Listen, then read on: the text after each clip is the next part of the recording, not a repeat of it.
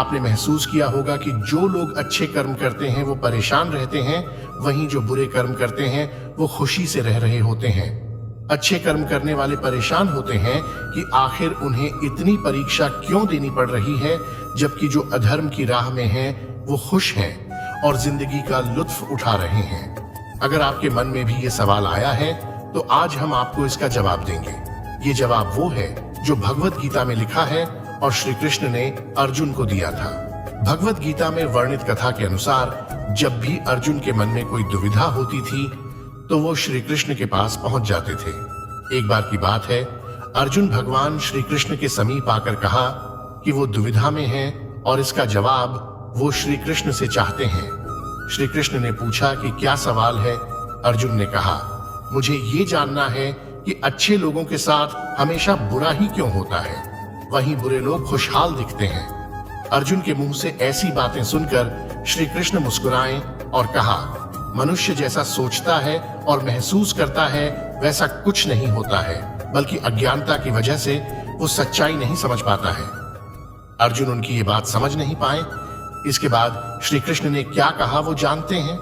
श्री कृष्ण ने अर्जुन से कहा, पार्थ, मैं तुम्हें एक कथा सुनाता हूं, उसे सुनकर तुम समझ जाओगे कि हर प्राणी को उसके कर्म के हिसाब से ही फल मिलता है। प्रकृति हर किसी को अपनी राह चुनने का मौका देती है। अब वो मनुष्य की इच्छा पर निर्भर करता है कि उसे धर्म की राह चुननी है या अधर्म की। कथा शुरू करते हुए श्री कृष्ण ने कहा, एक नगर में दो पुरुष रहा करते थे। एक पुरुष व्यापारी था जिसके जीवन में धर्म की बहुत महत्ता थी। वो पूजा पाठ में यकीन रखता था। वो हर रोज मंदिर जाता था और दान धर्म भी करता था और हर रोज भगवान की पूजा करता था। वहीं दूसरा पुरुष बिल्कुल विपरीत था। वो हर रोज मंदिर तो जाता था, लेकिन पूजा करने नहीं बल्कि मंदिर के बाहर से जूते चप्पल चुराने। उसे दान और धर्म से कोई लेना देना नहीं था। समय बीतता गया और एक दिन बहुत जोर की बारिश हो रही थी। इस वजह से मंदिर में पुजारी के अलावा कोई नहीं था। ये बात जब दूसरे पुरुष को पता चली तो उसने कहा कि ये सही मौका है मंदिर का धन चुराने का। पंडित से नजर बचाकर उसने मंदिर का सारा धन चुरा लिया। उसी समय धर्म कर्म में विश्वास रखने वाला व्यक्ति भी मंदिर पहुंचा। दुर्भाग्य से मंदिर के पुजारी ने उसे ही चोर समझ लिया और चिल्लाने लगे। वहां लोग एकत्र हो गए और उसे बहुत मारा। किसी तरह वो बचते बचाते वहां से निकला तो दुर्भाग्य ने उसका साथ वहां भी नहीं छोड़ा। मंदिर के बाहर वो एक गाड़ी से टकरा गया और घायल हो गया। फिर वो व्यापारी लंगड़ाते हुए घर जाने लगा तो रास्ते में उसकी मुलाकात उस पुरुष से हुई जिसने मंदिर से धन चुराया था। उसने कहा, आज तो मेरी किस्मत चमक गई, एक साथ इतना सारा धन मिल गया। ये सब देखकर उसे बहुत बुरा लगा और उसने अपने घर से भगवान की सारी तस्वीरें निकाल दी।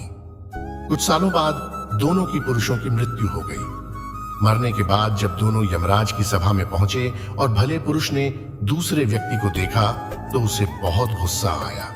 उसने क्रोधित होकर यमराज से पूछ ही लिया, मैं तो हमेशा अच्छे कर्म करता था, दान में विश्वास रखता था, उसके बदले जीवन भर मुझे अपमान और दर्द ही मिला और इस व्यक्ति को नोटों से भरी पोट ली। आखिर ऐसा भेदभाव क्यों? इस पर यमराज ने कहा, पुत्र, तुम गलत समझ रहे हो। जिस दिन तुम्हारी गाड़ी से टक्कर हुई थी वो दिन तुम्हारे जीवन का आखिरी दिन था, परंतु तुम्हारे अच्छे कर्मों की वजह से तुम्हारी मौत सिर्फ एक छोटी से चोट में बदल गई। तुम इस दुष्ट व्यक्ति के बारे में जानना चाहते हो? दरअसल इसके भाग्य में राजयोग था, मगर इसके कुकर्मों और अधर्म की वजह से वो सिर्फ एक छोटी सी धन की पोटली में बदल गया। कथा सुनाने के बाद श्री कृष्ण अर्जुन से कहते हैं, पार्थ, क्या अब तुम्हें तुम्हारे सवाल का जवाब मिल गया? ऐसा सोचना कि भगवान तुम्हारे कर्मों को नजरअंदाज कर रहे हैं, ये बिल्कुल भी सत्य नहीं है। भगवान हमें कब क्या किस रूप में दे रहा है मनुष्य को समझ में नहीं आता है, मगर आप अच्छे कर्म करते रहें तो भगवान की कृपा हमेशा बनी रहती है। इसीलिए अपने अच्छे कर्मों को बदलना नहीं चाहिए, क्योंकि उसका फल हमें इसी जीवन में मिलता है। इसीलिए मनुष्य का फर्ज है कि वो हमेशा अच्छे कर्म करते रहें, क्योंकि श्री कृष्ण ने गीता में भी बताया है कि किसी के द्वारा किया गया कर्म बेकार नहीं जाता है, चाहे वो अच्छा हो या बुरा।